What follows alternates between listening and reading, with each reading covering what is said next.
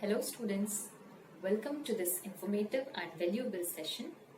I hope you all are healthy and doing fine. Children, have you ever wondered why your parents, your teachers, they keep on telling you to eat healthy, to eat a balanced diet? It is because in your age, the development of your body is taking place rapidly. Different parts of your body, they grow and develop day by day. For example, your brain. इस उम्र में आपके brain का विकास काफी तेजी से होता है. So therefore, your body needs a right amount of food so that it can develop and grow well. If you eat proper food, you can become very strong, healthy, and your body will grow well. So in this video, we are going to learn about the foods which you should eat and foods which you should avoid. So children, let's start with the video. Balanced diet and healthy living. These two things, ये जो दो शब्द हैं ये हमेशा inter related होते हैं. अगर आप अच्छा खाएंगे तभी आप स्वस्थ रह पाएंगे. कहते हैं ना, पहला सुख निरोगी काया.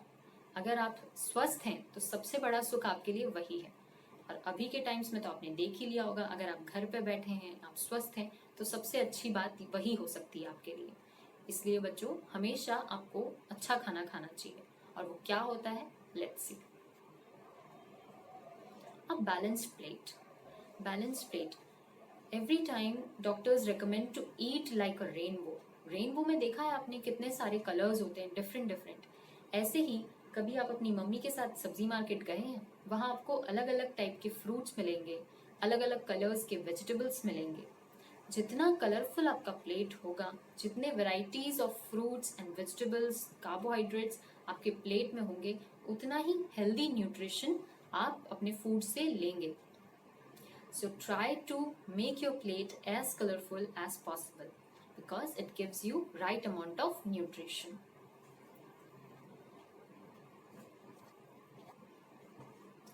Good food, it leads to good health and which ultimately leads to good life. सभी को पता है, अच्छा खाना खाएंगे तो हम तंदुरुस्त रहेंगे, हमारी हेल्थ भी अच्छी रहेगी. और हेल्थ अच्छी रहेगी तो नेचुरली हम लोगों की लाइफ काफ़ी स्मूथ चलेगी. हम डे टू डे लाइफ में जितनी भी एक्टिविटीज़ होंगी हमारी, वो आसानी से कर पाएंगे बिना कोई प्रॉब्लम के. Now comes the interesting part, the food pyramid. आप सभी ने पिरामिड देखा होगा. एक ट्रायंगुलर शेप का स्ट्रक्चर होता है. फूड पिरामिड में हम नीचे से ऊपर की तरफ चलेंगे. सबसे नीचे आते हैं फूड्स जिनका एग्जाम्पल आप देख रहे हैं फोटो में, होल ग्रेन्स, लेग्यूम्स, सोय. इनको हम कार्बोहाइड्रेट्स भी कहते हैं या फिर एनर्जी सप्लायर्स फूड. ऐसे फूड जो कि हमें एनर्जी सप्लाई करते हैं, ठीक है, उनको हम कार्बोहाइड्रेट्स कहते हैं.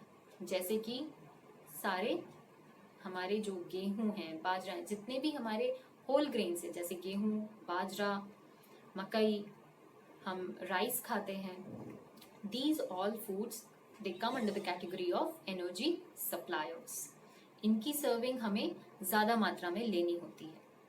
आपकी एज के अकॉर्डिंग इनकी सर्विंग्स डिपेंड करती है, but these are must in your day to day life. The second stage, उसके ऊपर आप देखेंगे फ्रूट्स और वेजिटेबल्स. आपने प्रोटीन्स का नाम सुना होगा, विटामिन्स का नाम सुना होगा, जिनको हम आगे डिस्कस भी करने वाले हैं. These nutritions are very important. Right amount of protein, right amount of vitamins are required for your body. अगर आप इन सब में से कोई भी चीज़ को स्किप करते हैं तब आपकी तबीयत खराब होती है और आपको डॉक्टर के पास जाना पड़ता है. डॉक्टर आपको क्या लिखते हैं, मल्टीविटामिन्स. ऐसी दवाइयाँ जिनमें काफ़ी सारे विटामिन्स होते हैं, काफ़ी सारा आपको प्रोटीन मिलता है. आपको डॉक्टर बोलते हैं आप दूध पीजिए, आप डेयरी प्रोडक्ट, आप पनीर खाइए प्रोटीन के लिए, आप दाल खाइए, आप ग्रीन लीफी वेजिटेबल्स खाइए. So students, these food they will provide you with the necessary amount of foods. And these foods are also called as protective foods. Protective क्यों बोलते हैं हम, क्योंकि ये हमको सर्टेन काइंड ऑफ डिजीजेस के against में प्रोटेक्ट करते हैं. अब आप सोचेंगे वो कैसे, वो ऐसे कि अगर आप राइट अमाउंट ऑफ फूड खा रहे हैं, शुरू से आपने अपनी डाइट में ये सारे फ्रूट्स वेजिटेबल्स लिए हैं, तो नेचुरली आपकी बॉडी में विटामिन्स और प्रोटीन्स गए हैं जो कि आपकी इम्यूनिटी को बिल्डअप करते हैं, आपकी रोग प्रतिरोधक क्षमता को बढ़ाते हैं, उसको बिल्ड करते हैं। जैसे जैसे आप बड़े होते हैं आपकी इम्यूनिटी भी साथ ही साथ बढ़ती जाती है। इसलिए जब कोविड शुरू में स्टार्ट हुआ था तब यही कहते थे कि जो 60 से अबव वाले लोग हैं वो ज़्यादा इसके लिए प्रॉब्लम में हैं, उनको ज़्यादा प्रॉब्लम है, या बच्चों को, क्योंकि बच्चे ग्रोइंग एज में होते हैं, आप धीरे धीरे ही बड़े होंगे, इसीलिए आप धीरे धीरे अच्छा खाएं, डे टू डे लाइफ में अच्छा खाएं, तभी आपकी इम्यूनिटी बड़ी होगी। जब आप यंग एज में आ जाएंगे तब तक आपकी इम्यूनिटी अच्छे से डेवलप हो चुकी होगी। इसके ऊपर आते हैं nuts and seeds, vegetable oils. ये बॉडी बिल्डर्स की कैटेगरी में आते हैं, ऐसे फूड्स जो आपके मसल को बिल्डअप करते हैं, आपकी बॉडी को ग्रो होने में मदद करते हैं। राइट अमाउंट ऑफ फैट्स आपकी बॉडी के लिए इम्पोर्टेंट होते हैं। हर एक चीज को लिमिट में जब तक खाएंगे तब तक आपकी बॉडी उसको अच्छे से डील करेगी। Exceeding the limit is not good, so correct amount of vegetable oils, fats are also important. Nuts and seeds, dry fruits जितना हो सके आप अपनी डाइट में अक्यूमुलेट करें, क्योंकि वो आपको बहुत अच्छे से न्यूट्रिशन प्रोवाइड करते हैं। सो फर्स्ट हमने देखा था फूड पिरामिड में कार्बोहाइड्रेट। कार्बोहाइड्रेट आप फोटो में भी देख सकते हैं, अलग अलग होल ग्रेन्स का फोटो है। इसमें आपको लिखा है first point is main energy source for the body. आपके बॉडी का मेन एनर्जी सोर्स यही है, तभी आप सब्जी के साथ में चपाती खाते हैं, दाल के साथ में राइस खाते हैं, because this is called as a combined meal. Next is protein. क्या आपको पता है आपके जो हेयर हैं, आपके जो नेल्स हैं, ये भी प्रोटीन के बने होते हैं। The keratin protein which you have often heard in television, but ये प्रोटीन डेड प्रोटीन होता है, इसीलिए जब आपके नेल्स आप कट करते हैं या हेयर को आप कट करते हैं तो आपको दर्द नहीं होता, because it is a dead protein which you can see. ऐसे ही आपकी बॉडी में बहुत अलग अलग टाइप के प्रोटीन्स होते हैं।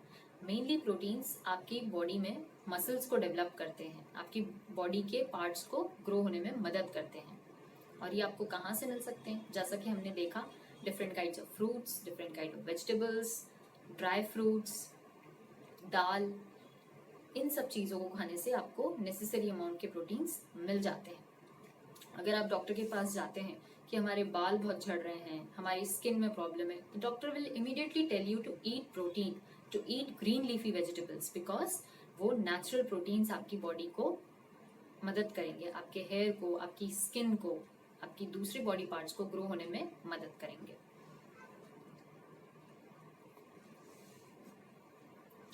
Next is vitamins and minerals.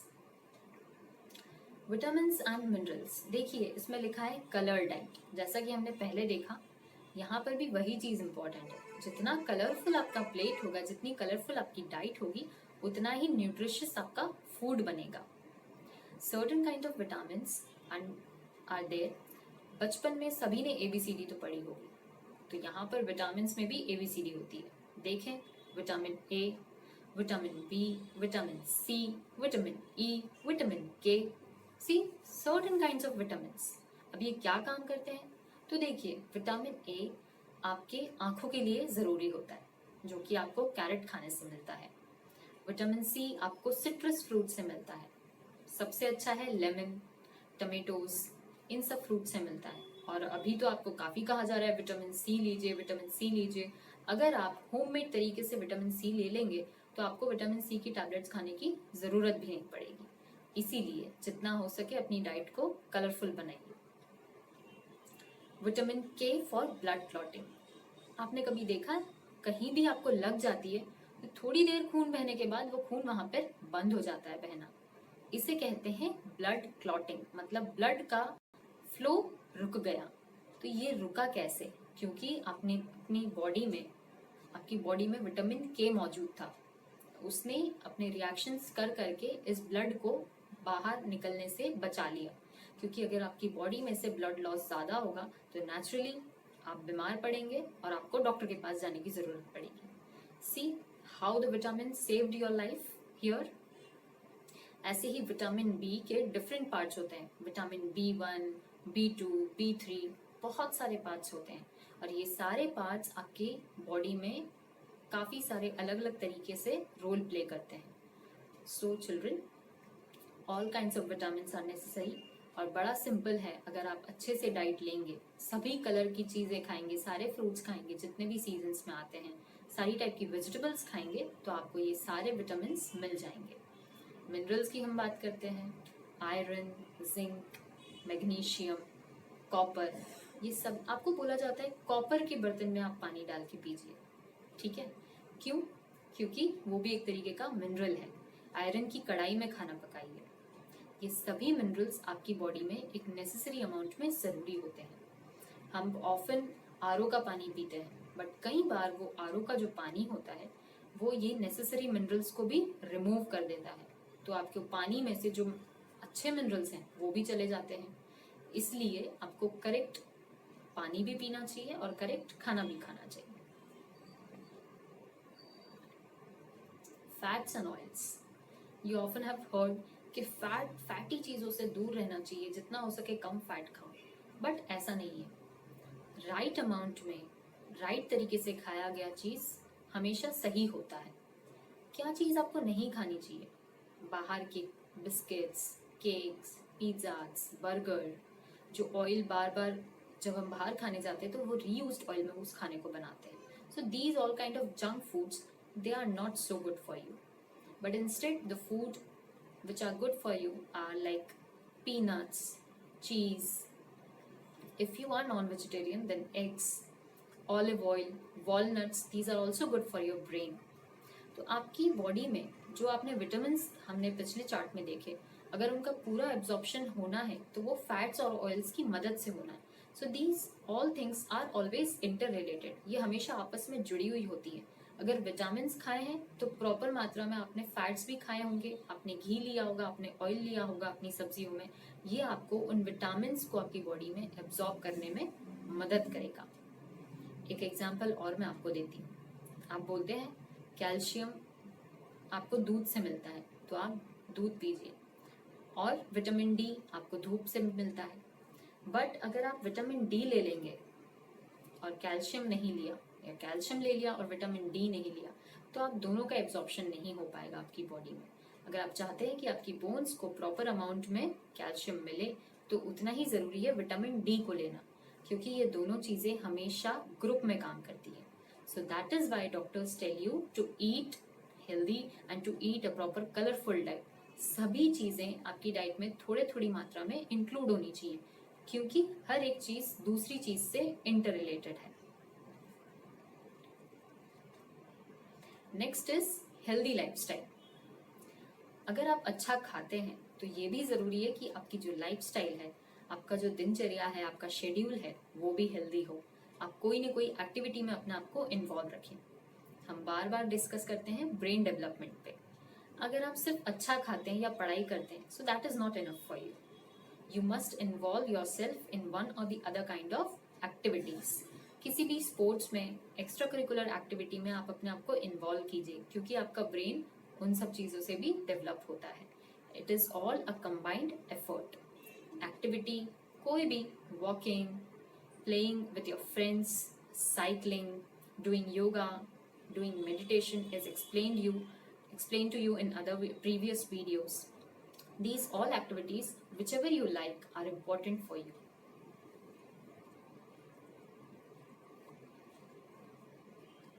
The next is food hygiene. See, if you eat a good amount of food but you are not practicing a good hygiene, तब भी प्रॉब्लम हो सकती है। आपको इसीलिए बोला जाता है you should brush your teeth twice a day. आपको खाने से पहले और खाने के बाद में अपने हाथों को अच्छे से वॉश करना चाहिए, अपने मुंह को अच्छे से वॉश करना चाहिए। जिन बर्तन में आप खाते हैं, the utensils which you use while eating should always be clean. The food which you are eating should be freshly cooked at a proper temperature, ताकि आपको वो नुकसान ना करे। अगर आपका फूड बचता है तो आप उसको प्रॉपरली ढक के स्टोर करें, ताकि वो खराब ना हो और आपको खराब फूड खाने को ना मिले। ये सारी हाइजीन की प्रैक्टिसेस आपको फॉलो करना बहुत ज़रूरी है।